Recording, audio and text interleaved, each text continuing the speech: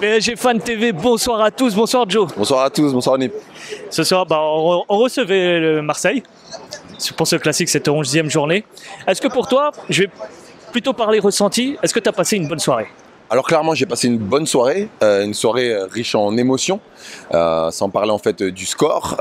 Aujourd'hui, tu avais un stade qui était illuminé, ça faisait plaisir, ça fait un gros... tu évoquais. Ouais, complètement, chose que j'évoquais contre Benfica, ça fait plaisir de voir que pour un PSG Marseille, on a beaucoup de vrais fans qui payent pour la place, il y a de l'ambiance. Le Cup, ça fait maintenant quelques années qu'ils n'ont pas vécu le Classico, entre le boycott, entre les Covid, etc.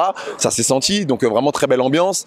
Après voilà, bon, petit clin d'œil, je vais quand même le dire, à côté de moi, j'avais un supporter argentin, il m'a dit, franchement chez vous, il y a une bonne ambiance, mais ça se voit qu'il y a quand même beaucoup de spectateurs et il n'y a pas que des gens qui ont fait le cœur, et il a raison, encore dans la tribune, mais ce soir, vis-à-vis de Benfica, tu sentais qu'il y avait quand même une grosse ambiance qui était portée et ça a vraiment fait plaisir.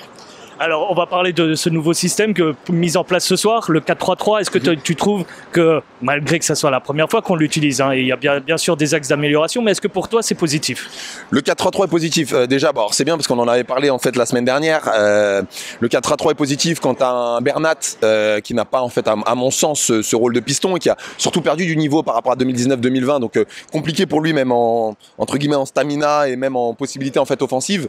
Donc, du coup, une certaine ossature. T'as pas Ramos aussi, en plus Danilo qui se blesse assez tôt, donc ce 4-3-3 je pense qu'il nous a servi. C'est important qu'on ait deux schémas de jeu.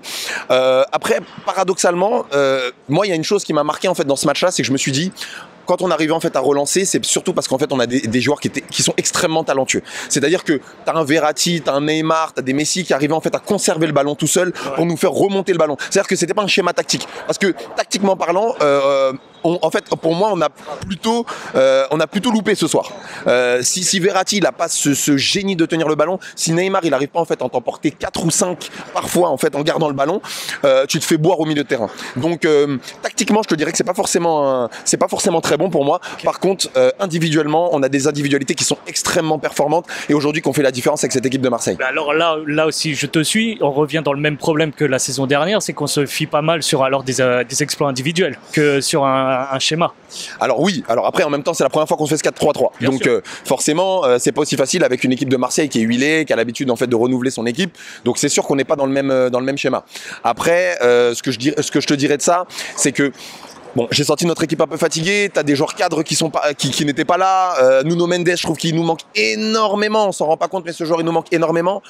T'as des Fabian Ruiz en fait qui emmènent du niveau et puis cette équipe de Marseille elle est très physique, elle est pour nos petits gabarits très dur en fait de pouvoir créer quelque chose en fait avec les centres. Donc on avait du coup un jeu qui était un peu stéréotypé, c'était Messi, Neymar, passe.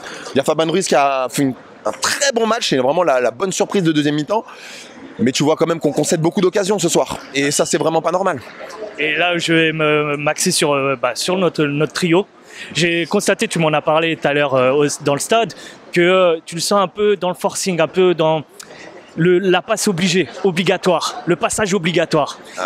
Est-ce que tu veux l'évoquer et pour toi, c'est quoi le problème? Alors, je suis content que tu me parles de ça parce que je pense c'est pas simple en fait à analyser aujourd'hui le PSG et sa finition. Ouais. On a un vrai problème de finition. Certains pourront juste avoir la lecture et ce que je comprends de dire ah tiens on cadre mal, etc. Moi, je pense que ça va plus loin que ça. Je pense que tout ce qui se passe en fait en polémique, etc. Et j'ai même pas envie de rentrer dedans parce qu'il y en a trop qui s'en chargent aujourd'hui. Mais tout ce qui se passe fait que le football aujourd'hui que je vois de nos trois offensifs, hormis peut-être Messi, n'est pas d'instinct. Il est réfléchi. Je vois qu'Mbappé, il y a ce quart de seconde en fait de réflexion en trop, qui fait qu'un mauvais Mbappé, tu le vois en fait à sa finition. Il va tirer sur le gardien, il va tirer à côté. Tu le verras pas dans ses courses. Il sera toujours aussi généreux. Il a du coffre, il va y aller, il va sprinter, il va dribbler. C'est dans sa finition. Je vois qu'Mbappé réfléchit. Et du coup, quand les joueurs ne sont pas bien, un Fabian Ruiz, un Verratti ou autre, qu'est-ce qu'ils font? Ils ne tentent même pas leur chance. Ils tentent pas leur chance. Ils se disent, moi, je vais pas prendre mes responsabilités, je la passe aux autres. Et ça, c'est quand on a des polémiques, parce qu'on a connu ça en fait en 2019 et 2020. Et le problème de ça, qu'est-ce qui se passe quand tu te retrouves en fait dans ce contexte-là?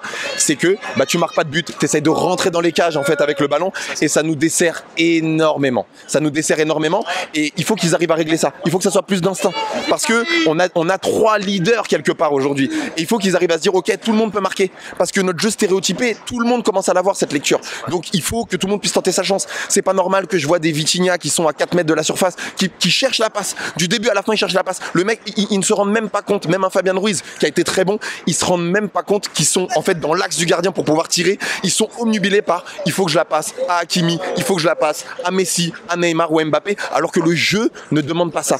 Donc il faut vraiment être à l'écoute du jeu aujourd'hui pour que notre équipe puisse sortir plus grande.